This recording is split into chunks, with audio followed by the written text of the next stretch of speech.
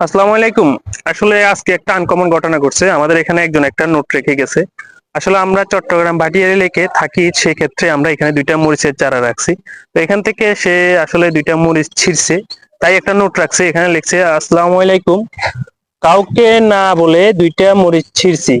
ফেলছি, দয়া করে ক্ষমা করে দেখবেন।" আসলে জিনিসটা আমার কাছে খুবই ভালো লাগলো। সে মরিচ ২ টা ছিঁড়ছে ওইটা বড় বিষয় না। কিন্তু সে এমনভাবে একটা ইয়েটা প্রদর্শন করলো।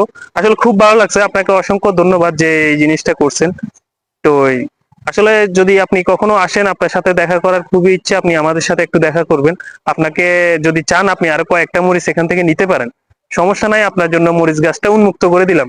যেহেতু আপনি এত সুন্দর একটা আমাদের মরিচ ছিঁড়ছেন ওইটা বড় কথা না, বাট আপনি আবার বইলে গেছেন এরকম একটা, আসলে মানুষের এরকম মন মানসিকতা থাকা দরকার। অনেকে অনেক জায়গা থেকে অনেক কিছু ছিঁড়ে নিয়ে যায় বা পছন্দ হলে নিয়ে যায়, বাট বলে না।